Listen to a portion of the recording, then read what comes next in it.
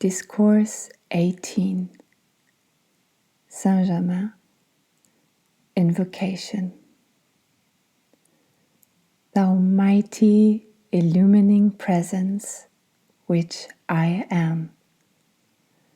In gratitude and praise, we enter into the fullness of thy presence today, and forever receive thy limitless blessings, thy strength and courage, thy joyous enthusiasm, all of which is self-sustained. We know there is but one presence. I am that presence of all activity, all wisdom and power, and in the freedom of that mighty presence, we stand serene, unmoved among all outer things which seem to point to the contrary. I stand serene in thy great forever. I claim thy great dominion in my place. I stand in the radiance of God eternal, ever looking thee full in the face. I bring you greetings from the great host, and also their blessings for the happy enthusiasm which has been entered into. We shall endeavor to sustain you in that joyous enthusiasm as the hub of this radiation, because all the students will feel and act it. Far more has been accomplished this week than was anticipated, and we enter with you into the great rejoicing.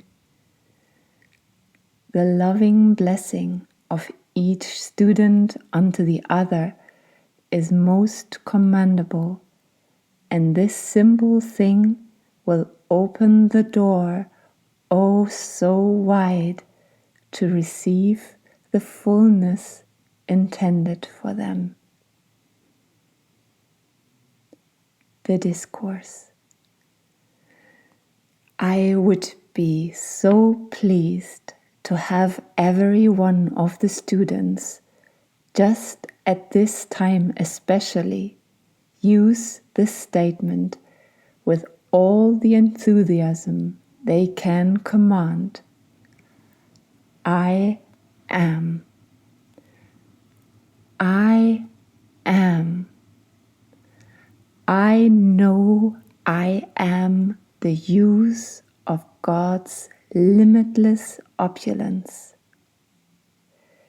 Here I wish to explain that when there is a group of students in accord, working from the same principle, and they use this statement, they not only bring into their own world and use this great opulence, but they bless their associate students with the same thing, because I am the presence in each one. This is the mighty power of cooperative action which everyone should use. The students who maintain a loving blessing to each other are really held in the embrace of the great I Am presence. And when they acknowledge its action, they are commanding the same blessing and action for the other students that they are for themselves. This is the correct attitude to be sustained, and if maintained sincerely in the heart of each one, no one within this embrace will want for any good thing. But the student who allows any feeling to remain of unkindness to the others will shut himself away from this great radiance and blessing. Now let us enter into the keynote of what you touched this morning, the simple understanding of God's will and free will. God's will is the opulence of goodwill, the birthright of every one of God's children. When you are reaching to the light in the use of the mighty I Am Presence with sincerity, it is not possible for you to do otherwise than call for God's will to be done. As children of God the Father, who has given His children free will that they may choose, they must understand that it is for them alone to decree what shall act in their lives and world. Having free will, the student must understand that God can only act in his life and world according to his conscious direction.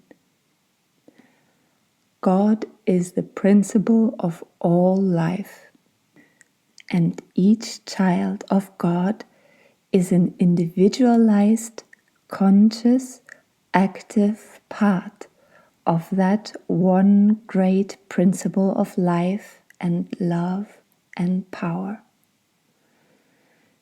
God has given into the keeping of every one of his children this marvelous consciousness, which is omnipresent, eternally elastic, as it were, which can be drawn into a focal point to write with the pen of light, or expand to encompass the earth. Consciousness is always subject to direction through the use of the free will. The most unfortunate understanding established by the orthodox idea that God acts of his own free will in the life of the individual or a nation is positively not true. God can only act through the mind of his own individualization, which is clothed with the personalities that you see about you. These personalities are but vehicles of use and expression of this mighty individuality, which is God's will and your free will. And it only comes into use by your conscious direction. I say to you that every function of your body is sustained through conscious action, although you are not aware of it. But as you reach deeper and deeper into the consciousness of the mighty I Am Presence, you will come to understand that it is impossible for any outer action to take place without self-conscious action. A simple proof of this is what any of you may test at any moment. I wish to do some physical act. Preceding that activity, there always comes the thought to do it. Otherwise, the hand or body would not move in action. That which people have chosen to call involuntary action is the thing that has mystified their understanding of their own being. The students should take this humble explanation and meditate upon it often, for it will clear the mind of any obstruction. You are self-conscious, free will acting beings. This is really of vital importance to these blessed, earnest students. I love every one of them, both man and woman, even though the ladies' husbands might object. In both of your classes this week, the individualized presence of Jesus the Christ stood in your midst at ... so class 1, in the form of the tree of life, each student being a branch. At class 2, from his pillar of dazzling radiance, within which was his visible personal form. At class 1, his form was within the tree of life, but not visible, not to mention others of the ascended host who were present. There were also Nada, Cha'ara, Lanto, and myself. I wish to say to that class of blessed boys with the one pink rose in their midst, which I believe means that there is just one female in that class, that I joyously hold them all in my fond embrace, so they may use and inhale the radiance of my being. They have freedom and dominion within their grasp if they will hold fast to these instructions and apply them. Further, I wish the students to understand that the stream of life flowing through the mind and body always comes into them pure and unadulterated, containing within it all the strength, courage, energy, and wisdom that can ever be desired. But by the lack of control of their thought and feeling, they are unknowingly requalifying this pure essence with the outer ideas upon which the attention has been fixed. To form the habit every moment the mind is not otherwise occupied of being self-conscious that I am the only intelligence acting, will keep that mighty, wonderful stream of life from being discolored, and I shall say disqualified by the wrong conceptions of the outer activity of the mind. This is the simple secret of really all perfection, if one can but comprehend it. This great life comes into everyone's use pure and perfect, but through lack of understanding, the outer mind is constantly requalifying it with discordant conceptions, and thus human beings change its otherwise perfect action into that which they find expressed in limitation and discord in their outer activity.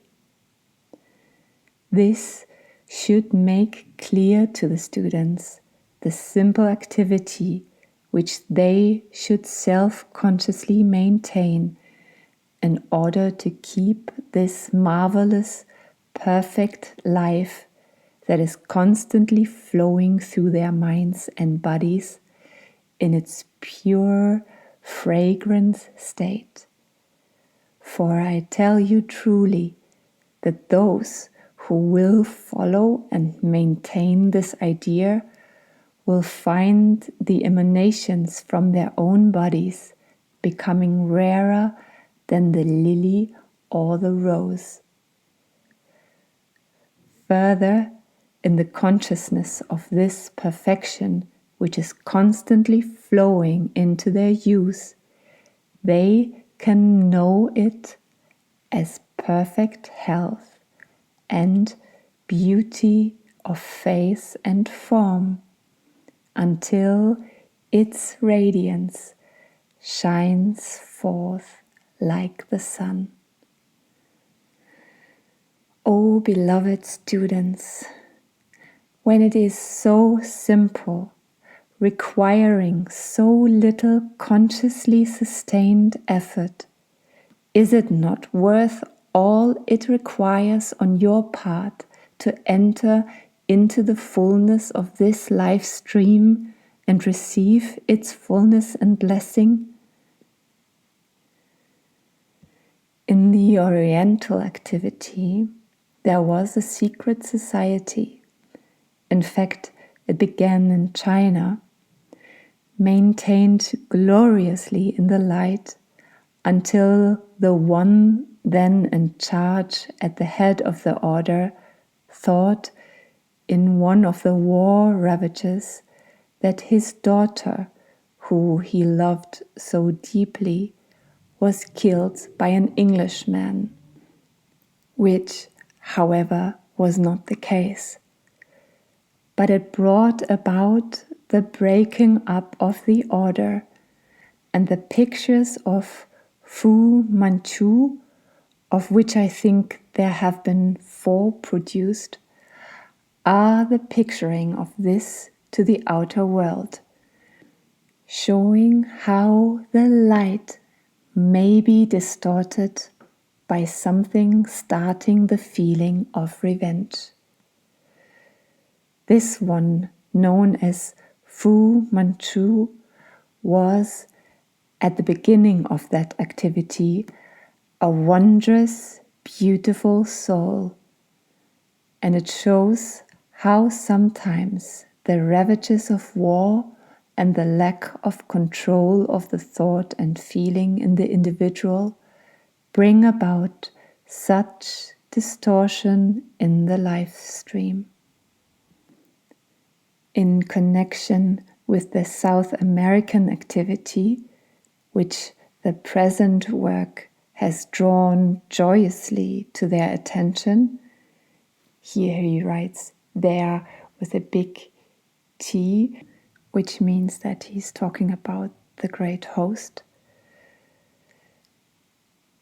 Until this focus of radiation began, it was doubted by most, except Nada and myself, the possibility of establishing such a focus in this busy Western world. But they did not know what I did, the fact of our long association not having been revealed to them. So I said on my own responsibility, I shall try it out. Now I have the full cooperation of all who might have questioned. The master from Venus and Lanto also stood with us.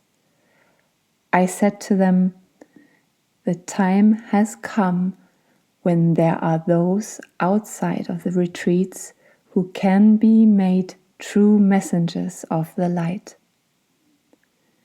Thanks to you, I have been proven right. Now, of course, I ask you all to stand with me in the sustaining of this. It proves that it is possible to establish this mighty, active presence in the midst of a hailstorm. I have always maintained this, and most of the time I have stood alone. But the ability of the students to grasp the use of the I Am presence is making tremendous things possible. And I say sincerely for your encouragement that with this marvelous condition maintained, which has come to this point, it is not impossible to have various ones of these ascended beings sit in your midst, as visible as your own physical bodies, and speak to you. This is not just a matter of the desire of the students for it, but rather the preparation of the students for it. Until recently, of course, this good brother, Godfré Ray King, he means, has not known it, but for 30 years he has been being prepared for it.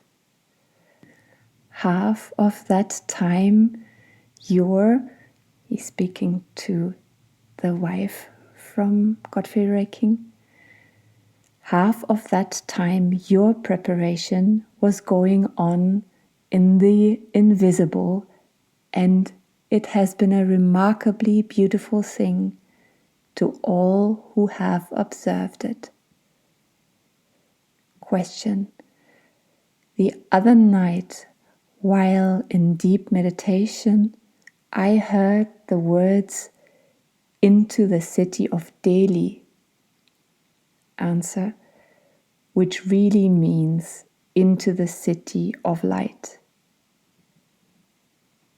Question: on Monday, November 29th, 1932, I heard in the morning before the Discourse, and again today before the Discourse, the words of Jesus, "Ye have been with me in my sorrows.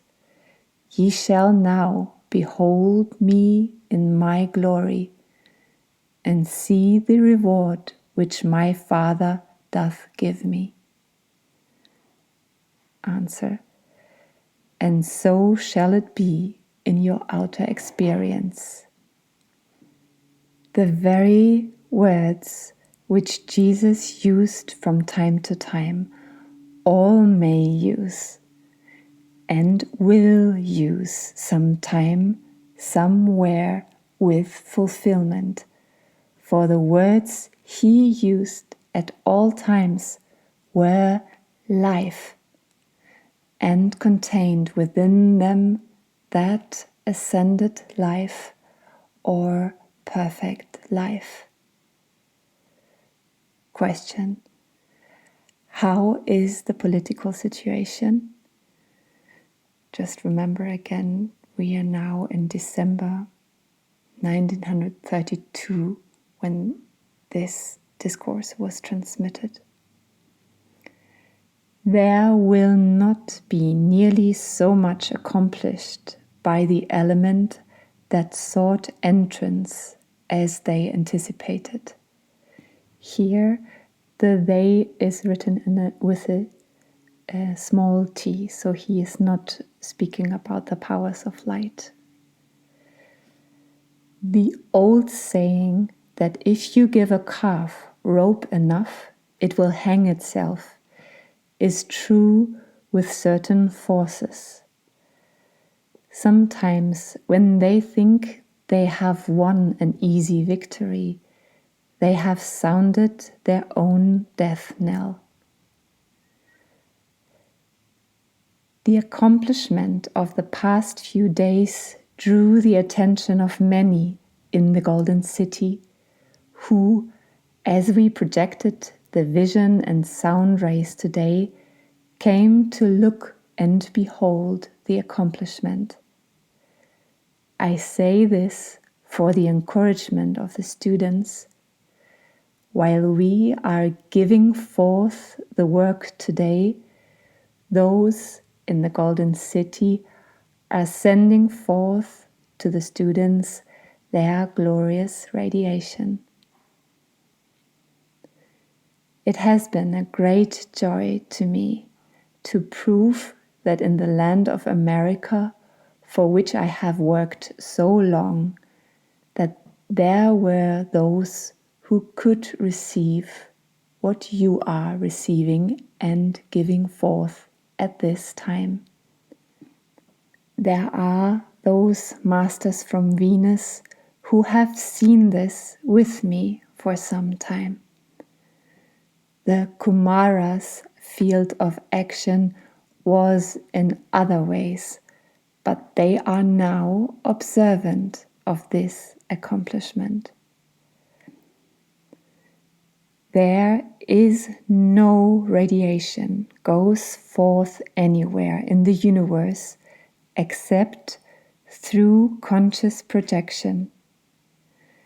The radiation projected from the stars, so-called, to our Earth does not and cannot come into contact with the Earth without the conscious direction of the cosmic being who is the conscious directing presence of that star or planet. This conscious direction is what makes the radiation from one planet to another reach its destination. But the radiation thus directed does not carry any adverse aspect to any individual there. The universal cosmic law of the earth, which impel growth through the law of experience, hold within themselves that which you know as resistance. If there were not that which the individual knows as resistance, he would not make conscious effort, and this would make it impossible for advancement in understanding or the return to the Father's house from which the children of earth have strayed. Resistance has nothing whatever to do with discord. Resistance is a natural law. Discord is a human creation. There is no discord in the universe except that which the personality creates. Take the dynamic consciousness. I am the pure mind of God in everyone present here. This shuts out human desire. Take the consciousness. I am the governing presence of this. The desire first comes in the mind. And if you take the consciousness, I am the pure mind of God, it consumes the thought and keeps the human mind clear from the desire entirely. When the liquid precipitates in the hand, instantly qualify it as liquid light, and it will manifest as that. Give the command for that quality before beginning the precipitation. One student should not expect to see the same activity as another. The students are not supposed to see or feel alike.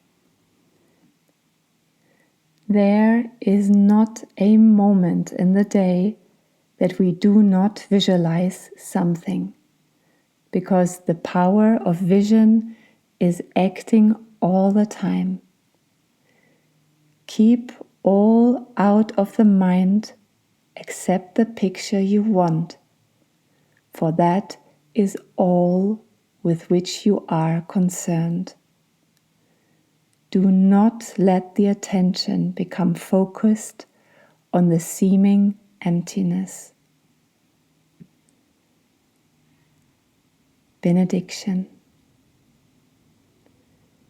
In great devotion, in the fullness of our hearts of love, in the fullness of our adoration to the God presence which I am, the ascended Jesus Christ, we pour forth our gratitude and praise for the sustaining presence, the good of every description held within this radiance, of which we are receiving hourly.